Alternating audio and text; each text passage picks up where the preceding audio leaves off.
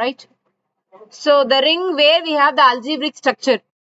So before going to your introduction to ring, let me recall what do you mean by a group. If G is a non-empty set under binary operation star, then we'll call the algebraic system G star is a group if it satisfies the following condition. That is, usually first one will be a closure. If I take two element A comma B, then obviously that A star B should be near G.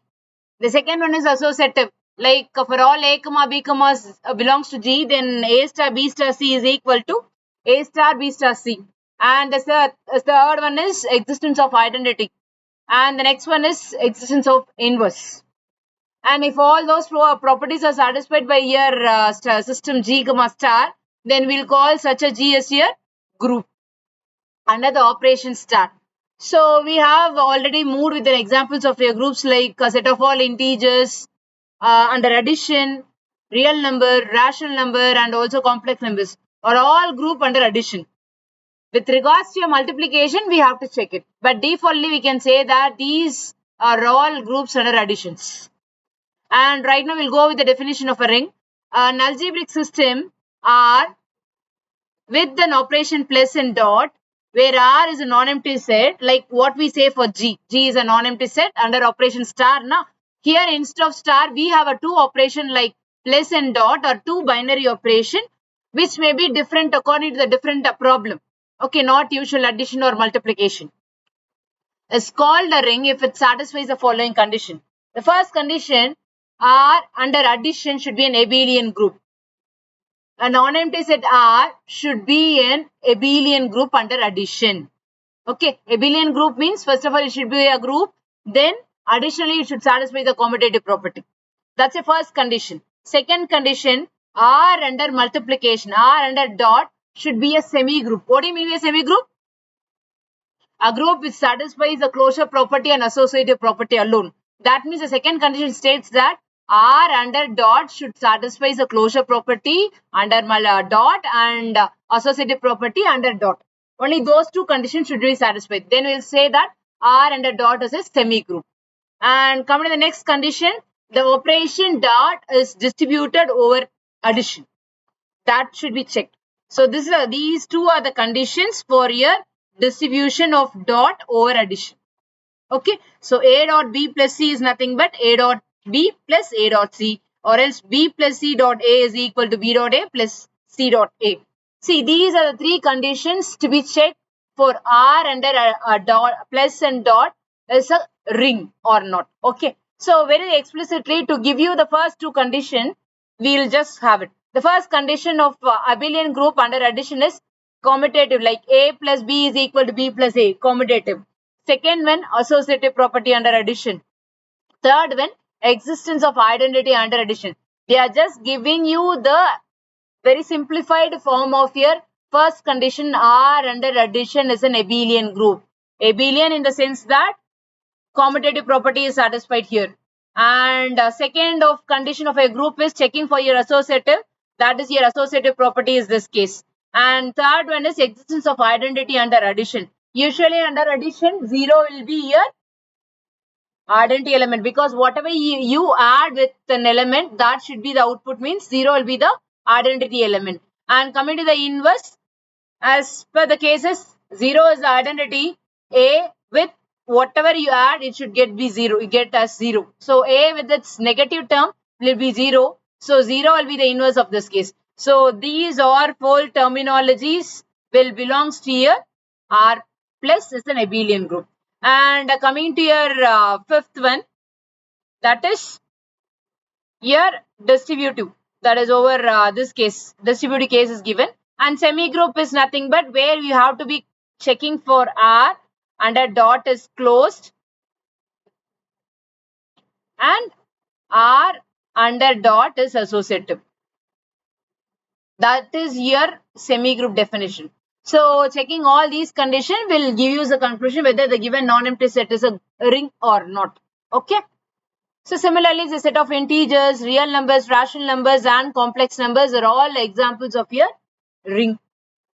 Okay. So next we have special properties of your ring, that if R under dot is commutative. We know R under addition is an abelian group. Is an abelian group means already it is a commutative, right? Under addition it is commutative. Additionally, if it is R under dot is commutative, then that ring will be called as a commutative ring. It's not. Do you follow that? Usually the default condition is for under addition it should be commutative.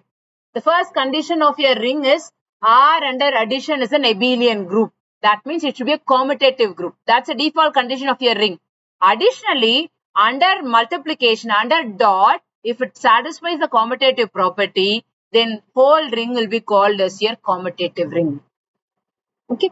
Coming to the next one, if R under dot satisfies the condition of existence of identity, the third property, existence of identity, we'll call such a ring as your monoid ring.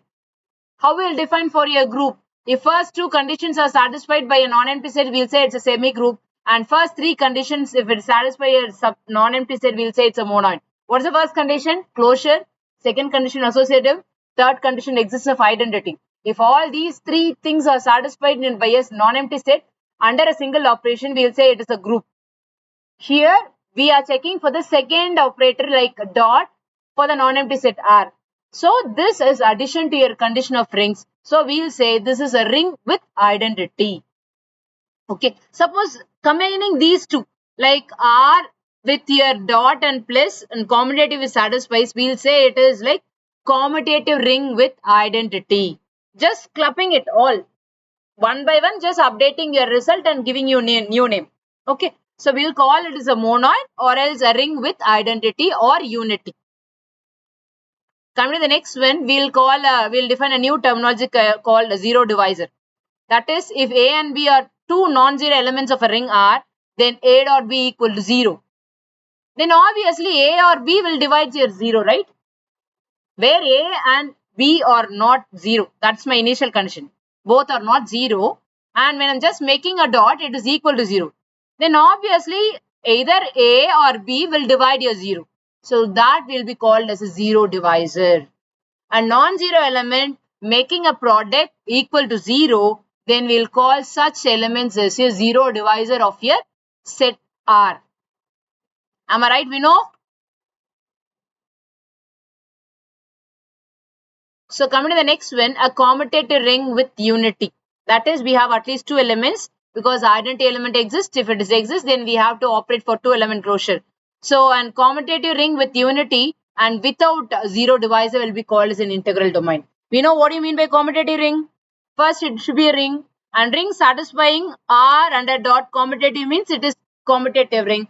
Commutative ring with whose identity element exists under multiplication or dot will be called as a commutative ring with unity. If a ring is commutative with its unity, then without its zero divisor, we'll call it as a integral domain. A new name called integral domain. A commutative ring with identity or unity will be called as a integral domain. Okay, and the example is under integer modulo prime number P. And look at here example here Z6, zero divisor example. So here if it is Z6, what are the elements in your Z6? Integer modulo 6. Already we are run with an example of 0 class, 1 class, 2 class, 3, 4 and 5. The remainder class will be your modulo class. Okay. So if I'm taking 2 and 3 and operating with the multiplication, 2 cross 3 will become, what is 2 cross 3? 6. So obviously 6, when I'm dividing with 6, what is your remainder? Remainder is 0. So it belongs to 0 class. 2 and 3 are non-zero elements. When I'm just making a product, I'm getting 0. That means 2 and 3 are zero divisor. A non-zero element, when I'm just commuting under multiplication or dot, if I'm getting 0, those two elements will be called as zero divisors. Got it? So that's it here. Yeah. So coming to the next step of your the other property of your ring, we define what do you mean by commutative ring and what do you mean by an integral domain. Another definition, where a commutative ring with at least two elements will be called as a field if there exists, if every non-zero element of R has a multiplicative inverse. Listen, we defined a commutative ring, then we defined monoid. Monoid means a ring with existence of identity is monoid. Suppose a ring where there exists here inverse element under multiplication, because under R, under addition, already there is abelian group. First condition is R under addition is already abelian. Am I right? That means it has identity, inverse, everything. Second one, by the definition of your a ring, it is semi-group only. Once it added with your identity, it will become monoid ring. Okay. These thing will go with your monoid. Once it is again added these under dot, if it's added with your multiplicative inverse,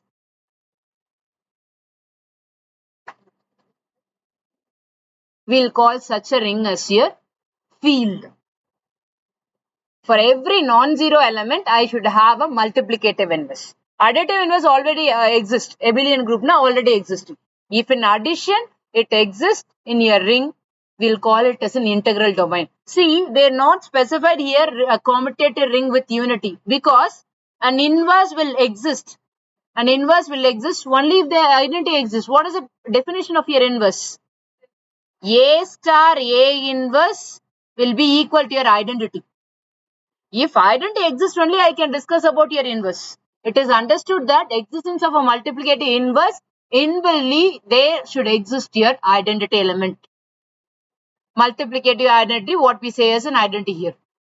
Okay, so a commutative ring with at least two elements with the multiplicative inverse for every non-zero element will refer such a set as a field. Okay, so new terminologies like ring, then we define commutative ring, then we define monoid, then we define what do you mean by zero divisor, and then we define what do you mean by integral domain. Integral domain is still identity. A commutative ring with identity is integral domain, where you should not find a zero divisor. And a commutative ring with multiplicative inverse is a field. Okay. So that's a case example. Here it is a rational number, real number, and complex are all fields. So we'll just go with the first example, a problem where we prove that a set integer modulo 4, 0, 1, 2, 3, all are class, remainder class, as a commutative ring with respect to the addition modulo 4 and integer multiplication modulo 4. So how to prove this is a commutative ring with respect to these operators? Okay. So first let me go with your Cayley table. Like framing a table, from this we can conclude about abelian group or what is their identity and everything. Okay. So look at your first thing. It is like my operator is addition modulo 4. When this is an addition, right? Whatever you add with 0, the same thing is existing. So 0, 1, 2, 3. Okay. And if it's the case, along the row, along the column, it is 0, 1, 2, 3. Right now, next we'll go with 1 plus 1. So adding 1 with 1 under addition modulo 4, the output is 2. It is less than 4. So even if we are dividing, it is remainder is 2. It is less than 4. So obviously it belongs to here, remainder class 2. And coming to 1 and 2. So 1 with 2. So 1 plus 2 is 3. So obviously that is less than 4. It is directly 3. So it is 3. Coming to the last one, 1 plus 3. So the output is 4. So 4 under divided by 4, the output is, the remainder is 0. So this is the specification of your remainder. So remainder is 0, it is 0 class. So coming to the same thing, 2 over 1 is, we already did with 1 over 2. Now 2 with 1, because A plus B is same as B plus A. Addition. Addition is always abelian, commutative. So 2 plus 1 is 3, again it is 3. And 2 plus 2 is 4. 4 divided by 4, the remainder is 0.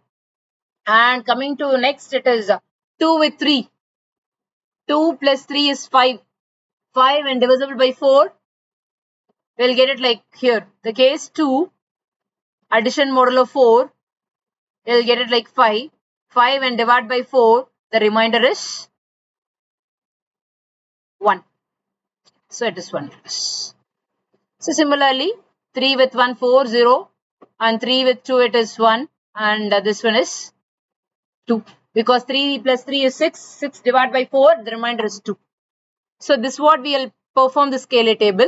And coming to the multiplication, whatever you multiply with 0, it's going to be 0. Right? So the first row and the first column is obviously 0. Coming to the next one, 1 into 1, it is obviously 1. 1 into 2, 3, same. Coming to the next one, 2 into 1 is 2. 2 into 2 is 4. When divided by 4, it is 0, remainder. And 2 into 3 is 6. Divided by 4, the remainder is 2. And coming to the next one, 3 with 1 is 3. 3 with 2 is 6. 6 divided by 4, you'll get remainder 2. 3 with 3 is 9. 9 divided by 4, the remainder is 1. So this is what we'll perform. So from this itself, I can conclude whether it is closed or not. Because when I'm just taking two elements from your set Z4 and I'm commuting either addition or multiplication, addition modulo or multiplication modulo, and the output what I'm getting in the entry cells are all 0, 1, 2, 3. Here also all 0, 1, 2, 3. If I take two elements A, B and commuting like addition modulo or multiplication modulo, the output is also AB. Here it is 0, 1, 2, 3. So it is closed. It is closed under both addition modulo 4 and multiplication modulo 4. Whether they are abelian or not. 1 with 2 is 3 and 2 with 1 is also 3. So it is abelian. Under addition modulo it is abelian. You can check it. 2 with here 3. Output is 1. 3 with here 2. Output is 1. So it is abelian, right? 2 under addition modulo, it is here 3, 1. You can check any other terms also, we will get the same. So it is abelian under addition modulo 4. And here, whether it is be abelian or not, A into B will be same as B into A. So here it is 2 into 1, 2. 1 into 2, it is 2. Whereas 3 into 2, it is 2. And 2 into 3, it is 2. Vice versa. Because A into B, here I am just taking 2 into 3, it is modulo 6. The output will be 2 with the 3, I got it, it is 2 here. And next 3 into 2, I'll get 3 into 2, I'm getting again this 2. So it is also abelian. I'm just giving only a counter exam. It is also abelian. It is also abelian. Okay. So the thing is, under addition, under multiplication, in both the cases, it is satisfied with the commutative property. And what else I can check it here? Yeah, identity. What will be the identity term? Whatever you add for addition mode, whatever you add, the output should be same. So here, if I add with 0, the outputs are same. So the in identity element of addition under addition modulo is 0. Look at here. If I add with whatever 0, same thing I'm getting an output here. Same output. So here under addition modulo, the identity is 0. And here obviously 1. Whatever you multiplied with 1, multiply in the sense multiplication modulo 4, your output is same. Either in column wise or row wise. So the identity under multiplication is 1. It's not necessary to check for the identity under multiplication because what I have to prove? Only commutative ring. Commutative ring means what are the cases I have to check? First, R under addition should be an abelian group. Abelian group means closure under addition, associative under addition, identity under addition, inverse under addition. And second one is under multiplication, only two conditions, closure and associative. It's not necessary to check whether it is like identity and inverse exist under multiplication. But commutative I have to check because I want to prove it as a commutative ring. Okay. Do you follow, guys? First two conditions I'm checking here. First condition involves four terminology like closed under addition, associative under addition, identity exists and inverse. Okay. So second and under second case, I have to check only two as default for ring. One is closed under multiplication, second operation, and associative under second operation. That is a condition for checking your ring. I am checking for commutative because I have to prove here it is a commutative ring. Correct. So the first case, from the table we can observe that both your addition modulo 4 and multiplication modulo 4 are closed and both are commutative. And coming to the next associative law verification, that under addition modulo 4 will check for this case, and for multiplication modulo will check for this case. So example here, for your addition modulo case, 3 plus 1 plus 2. So this will become 3. Okay. So now 3 plus 3 will become 6. 6 divided by 4, my output is 2. Not output, the remainder is 2. And the other way, 3 added over this, 3 plus 1 is 4. So 4 divided by 4, because we have addition modulo 4 here. So when I'm just dividing by 4, the remainder is 0. Next added with this 2. So 0 plus 2 will be a 2. So left hand side equal to right hand side. This is true for your addition modulo 4. So coming for your multiplication modulo, the same term I'm just taking. 1 into 2 will become your output as 2. And 3 into 2, I'll get it as 6. 6 divided by 4. So your remainder is 2. And coming to the other way, 3 into 1, it is 3. Multiplied with 4, 2. So the output is again 6. Divided by 4. So your output is the remainder. What I'm specifying here is modulo classes, remainder is 2. So left hand side equal to right hand side. So it is associative under both addition modulo 2 and multiplication modulo 2. Okay. So coming to the additive identity. So as we said, whatever you impose with your 0, the same output. So 0 will be your additive identity. And multiplicative identity will be your 1. So 1 will be the multiplicative identity here. And additive inverse. Yes, whatever you impose in this inverse, what is the definition of inverse? A star, A inverse should be your identity. So here additive identity is 0. Whatever you impose, addition, right? So here it is, should be A plus A inverse should be here 0. Under addition modulo 4, 0 adding with 0, the output is 0. So you'll get it as the inverse is 0. 1 added with, if I'm taking 1 adding with 3, will give you the output 4. Divide by 4, it is remainder 0. So it is 3. And for if it is 2, what will be the identity? 2 added with what? I'll get 0 class.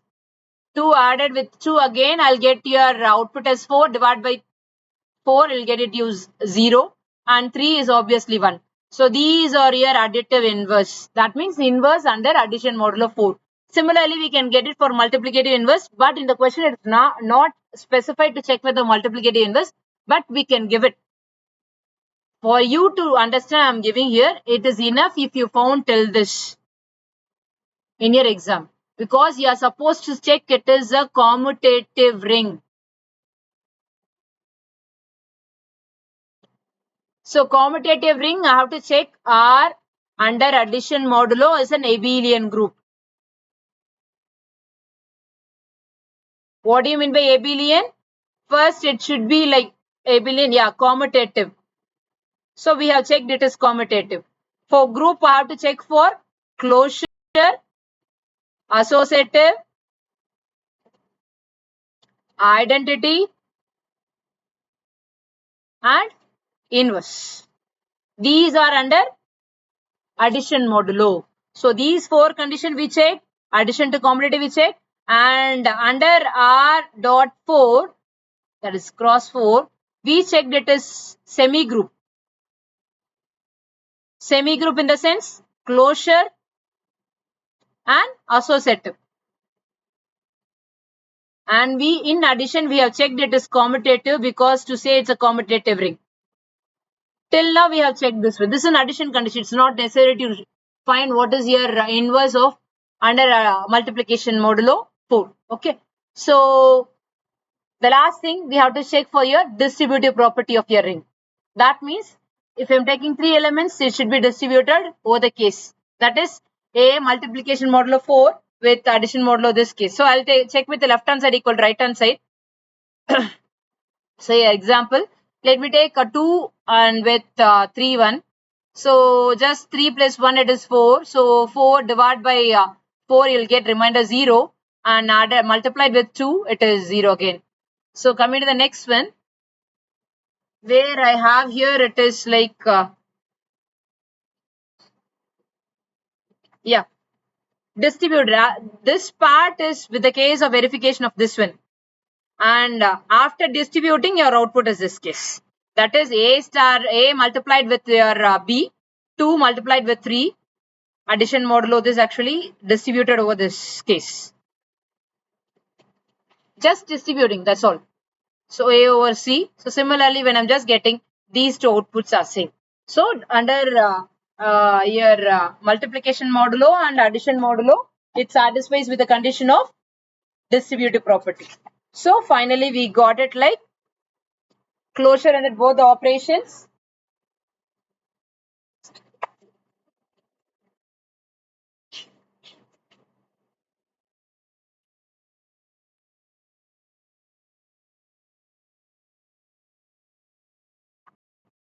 And comment